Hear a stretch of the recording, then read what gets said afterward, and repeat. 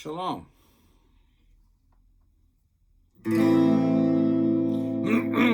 Sevivon, so. Chanukah,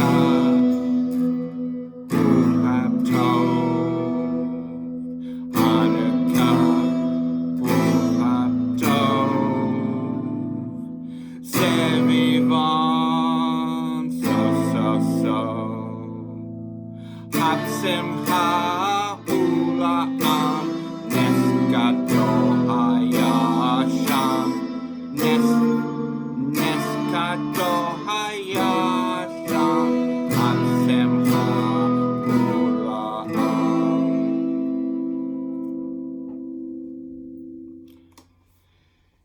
It's almost here.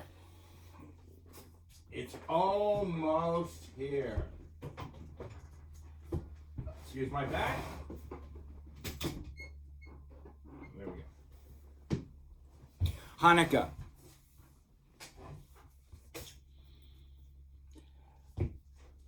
I tried to play that a little bit of a bittersweet way because Hanukkah, even though we're happy it's coming, is a little bit of a bittersweet holiday. The war had gone on for years. A civil war, which means that it was traditional Jews led by the Maccabees having a war against Hellenistic Jews, sometimes brother against brother, sister against sister, father against son. A lot of blood was lost. A lot of people were hurt and a lot of people were killed. And people were tired, they were fatigued on both sides. Some people even forgot why they were fighting. But the fighting continued on and on for years. And as a people, it tore us apart from our deepest of deep souls.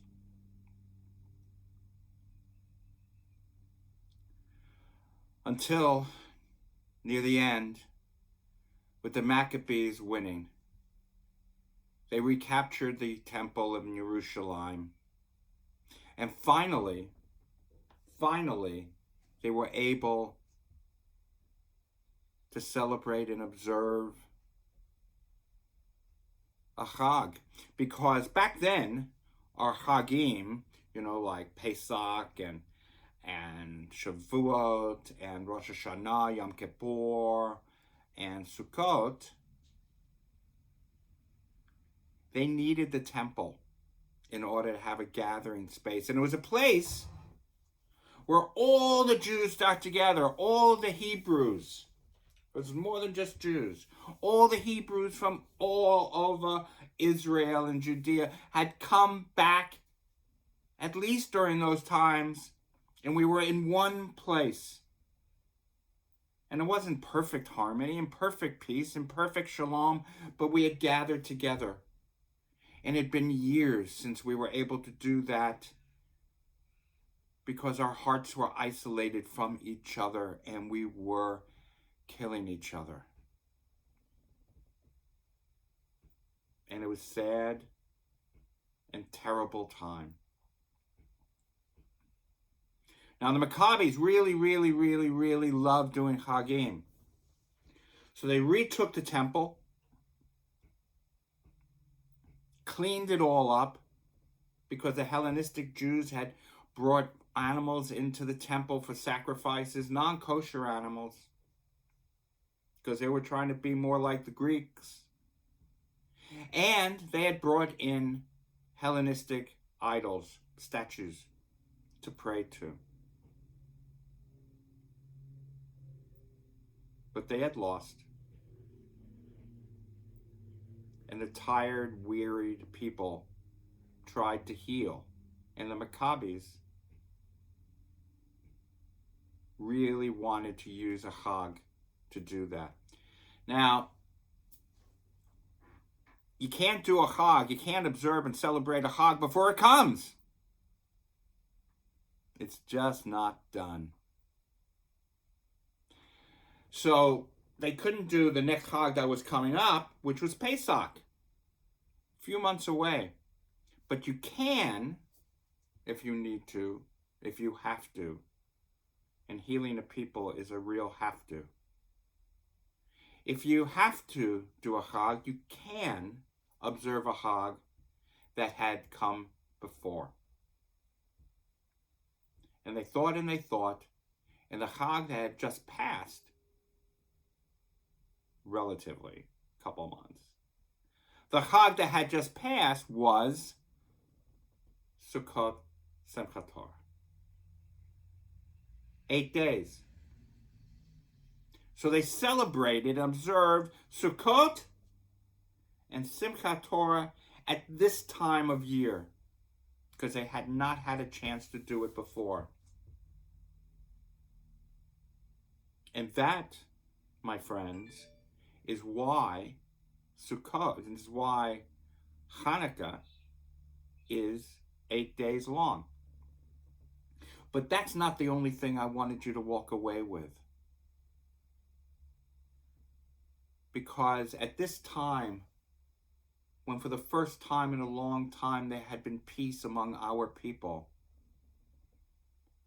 the leaders of the Maccabees, and I hope the Hellenistic Jews, started to talk.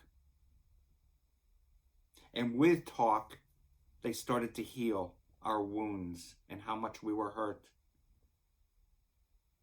And they decided in their wisdom that they would dedicate themselves to building a peoplehood of Kol Yisrael, of all of Israel, inclusive of everyone, no matter where they were and no matter how their lives manifested themselves.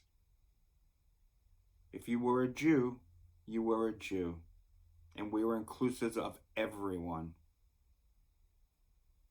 We're not perfect, but we try. And we dedicate ourselves to that. And that, dedicating ourselves to healing and being inclusive among at least our people, is why we call this holiday what we do.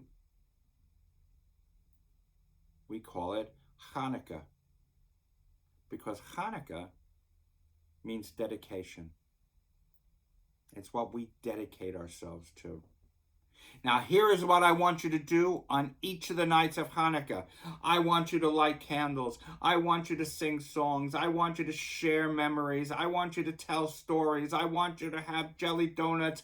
And if you do it during a mitzvah, there are no calories. Have latkes. Have everything you want to have.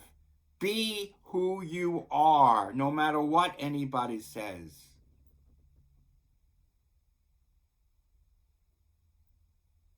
Be the rainbow of the type of people we are supposed to be. Diversity is a virtue and a mitzvah.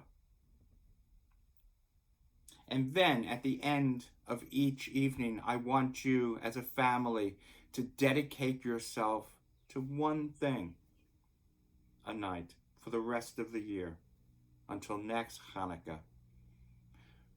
Could be cleaning your room. Could be cleaning the yard. Could be using energy more wisely so we can heal the world. It could be understanding people who have different identifications as you, whether that be neurodiversity or sexual diversity. We are all unique. We are all different, but we are all created in the image of God. And if we are going to dedicate ourselves to one thing, let us dedicate ourselves to that. And with that, Chanukah Sameach. May the light of the Hanukkah candle show the way for you and your family to find joy in mitzvah and joy in each other. Shalom.